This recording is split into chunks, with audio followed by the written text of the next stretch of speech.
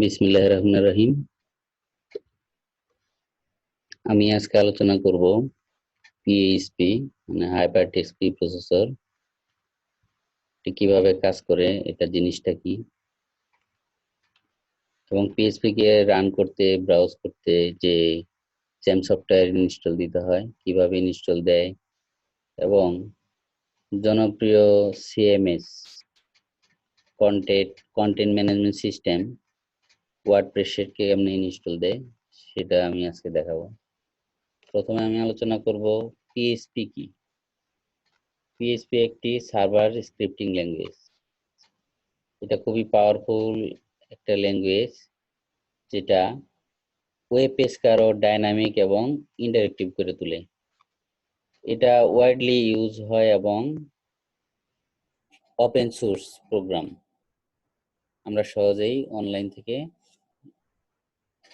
Free পেয়ে থাকি। এই পিএইচপি প্রোগ্রামটা আমাদের রান করতে যেই সফটওয়্যারটি প্রয়োজন হয়, জনপ্রিয় সফটওয়্যার, সেটা হলো জ্যাম্প। জ্যাম্পও পিএইচপির মতোই ফ্রি এবং open source cross platform web server solution. এটাতে অ্যাপাচি থাকে, অ্যাপাচির জন্যই আমরা ওই পিএইচপি ফাইলটা রান করতে পারি। এখানে আমরা মাইএসকিউএল এবং অ্যাপাচি এই দুইটার সার্ভিসের জন্য এই জ্যাম সফটওয়্যারটা ইনস্টল দিব। এখন আমরা দেখব জ্যাম কেমনে ইনস্টল দেয়, সেটা আমরা দেখব। আমরা যে কোনো ব্রাউজারে ওপেন করতে পারি।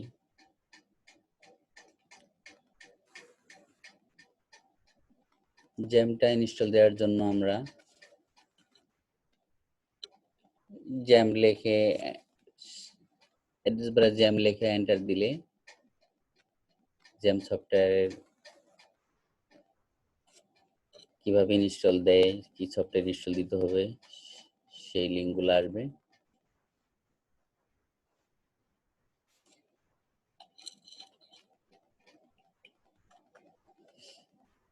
আমরা সরাসরি ডাউনলোড লিঙ্কেও যেতে পারি।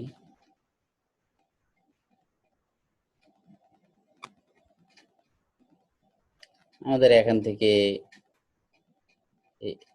www.apachefriends.org এই লিঙ্কে থেকে ডাউনলোডে ক্লিক করতে পারি। ডাউনলোডে ক্লিক করার পর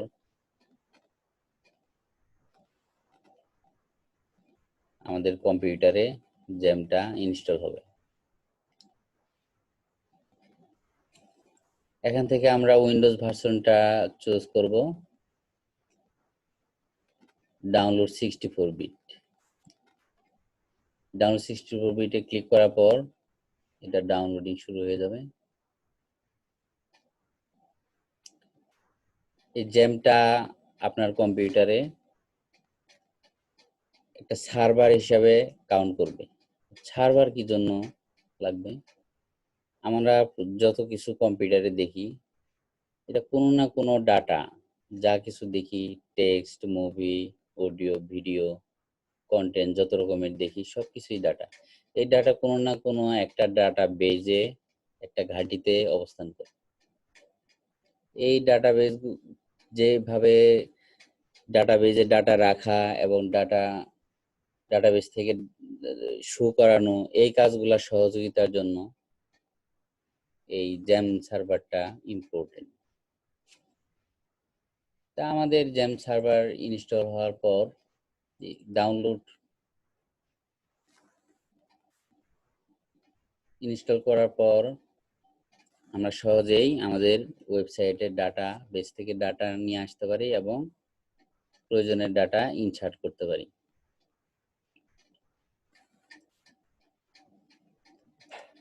আমাদের জ্যামটা আমার অলরেডি পূর্বেই জ্যাম ইনস্টল করা আছে। তাহলে আমরা দেখি জ্যামটা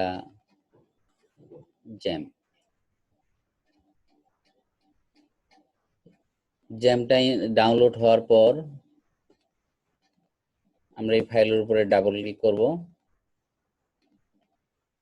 ডাবল ক্লিক করলে আমাদের যে ডায়লগ বক্স আসবে সেটা পড়ে ভালো করে বুঝে তারপরে আমাদের জ্যাম ইনস্টল দিতে হবে কম্পিউটারে। আমি আগে বলেছি জ্যাম এটা ওপেন সোর্স এবং সহজেই ইন্টারনেট থেকে পাওয়া যায়। হ্যাঁ, আমাদের ডায়লগ বক্সটা চলে আসছে জ্যাম ইনস্টলেশন। এই ডায়লগ বক্সে আমাদের ইয়েস এ ক্লিক করতে হবে। এখন আমাদের hard drive on this computer, এটা আমাদের যে এই জ্যামটা ইনস্টল হবে আমাদের হার্ড ডিস্কের ড্রাইভে আমার কম্পিউটারে। এখানে এটাকে ইয়েস এ ক্লিক করব। ইয়েস এ ক্লিক করার পর আমাদের পরবর্তী ডায়লগ বক্স আসবে।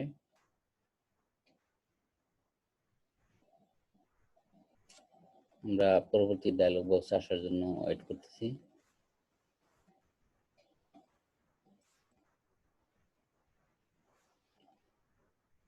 হ্যাঁ, এখন আমাদের এই জ্যামটা কি?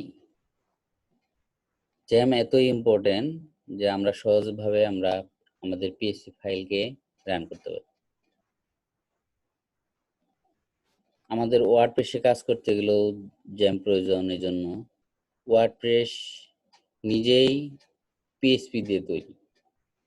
এজন্য পিএসসি ফাইলকে রান করানোর জন্য আমাদের এই অ্যাপাচিটা প্রয়োজন। সেই অ্যাপাচিটার জন্যই আমরা এখানে একটা ওয়ার্নিং মেসেজ আসছে।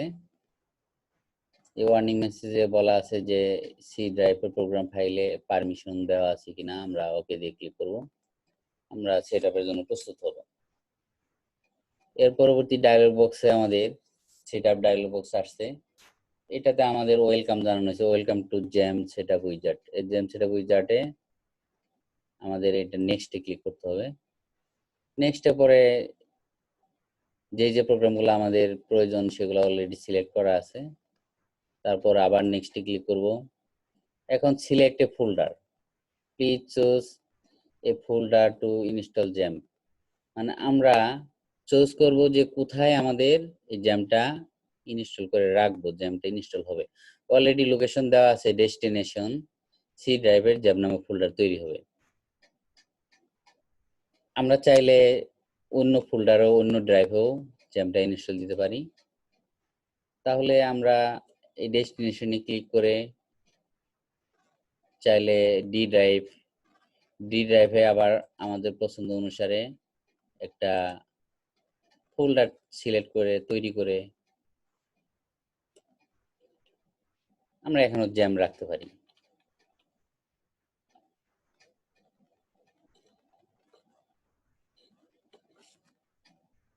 ফোল্ডারটা তৈরি হওয়ার পর আমরা ফোল্ডারকে সিলেক্ট করব।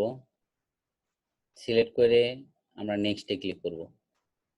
এরপর ল্যাঙ্গুয়েজ অলরেডি সিলেক্ট করা আছে ইংলিশ। তারপর আবার নেক্সট করব।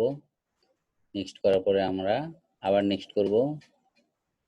রেডি টু ইনস্টল আমরা ওদের ওয়েবসাইটে নিয়ে যাচ্ছে। আচ্ছা, আমরা মিনিমাইজ করে আবার নেক্সটে ক্লিক করব। তারপরে ইনস্টলেশনের জন্য ফাইল কপি হচ্ছে।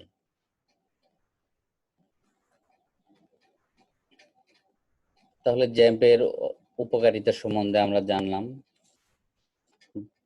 যেটা সহজে আমরা ওয়ার্ডপ্রেস এবং ডাটাবেস এবং পিএইচপি র ফাইল এগুলোকে সহজভাবে আমরা একটা অ্যাপ্লিকেশন তৈরি করতে পারবো, ওয়েব অ্যাপ্লিকেশন তৈরি করতে পারবো। এটা পিএইচপি এবং পার্ল দিয়ে এটা তৈরি। জ্যামটাও পার্ল নামক একটা প্রোগ্রামিং ল্যাঙ্গুয়েজ, যেটা আমাদের বর্তমান যুগে খুব জনপ্রিয় একটা সার্ভার বেসড এইচটিটিপি। এখানে আমরা খুব সহজেই মাইস্কুয়েল এবং পিএইচপির কাজ করতে পারবো। এখন আমরা ফাইল কপি হওয়ার মধ্যে আমরা আলোচনা করে নেই ডোমেইন এবং হোস্টিংটা কি।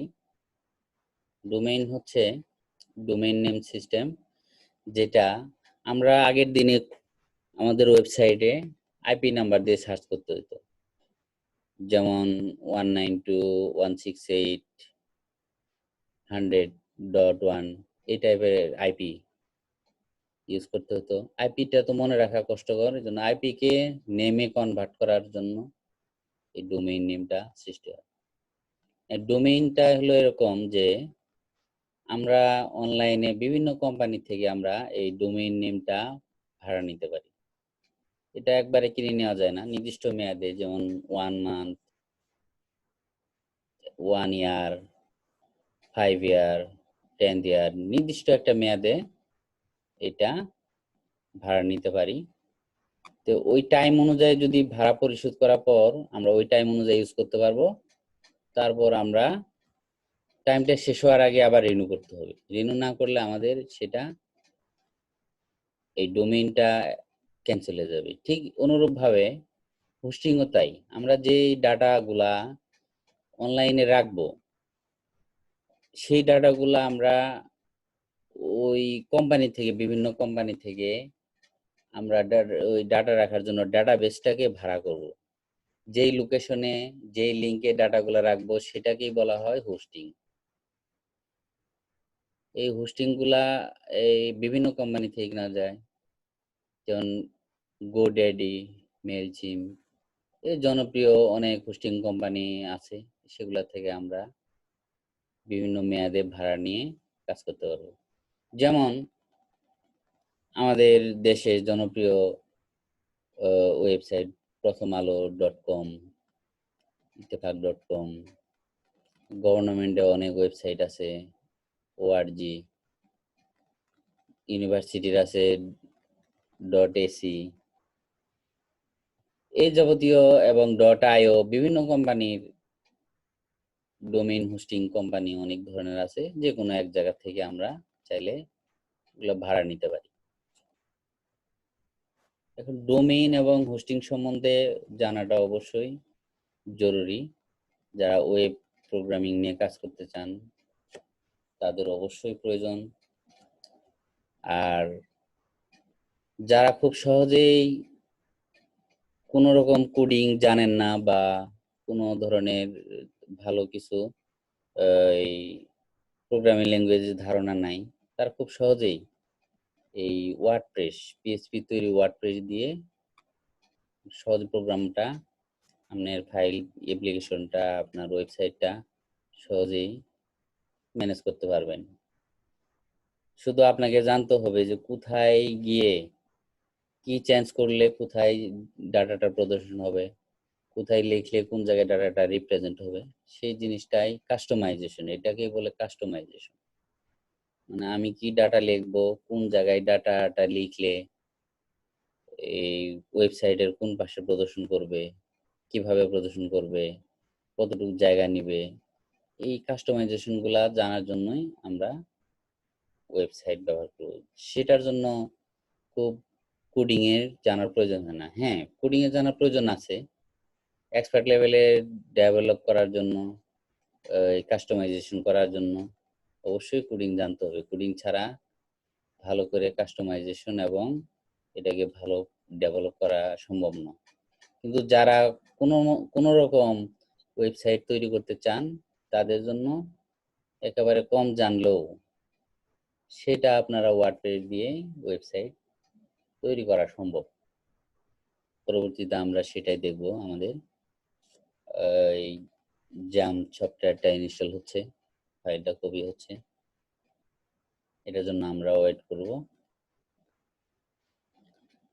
জামটা পরে জ্যাম ইনস্টল দেওয়ার পর আমরা এই ক্রস প্ল্যাটফর্ম দিয়ে, জ্যাম একটা ক্রস প্ল্যাটফর্ম, এটা দিয়ে আমরা চাইলে মাইএসকিউএল এর কাজ করতে পারব। এখন আমরা মাইএসকিউএল এটা কি, এটা সম্বন্ধে জানবো। মাইএসকিউএল হচ্ছে একটা ডাটাবেস। ডাটাবেস, ডাটা অর্থ হচ্ছে তথ্য।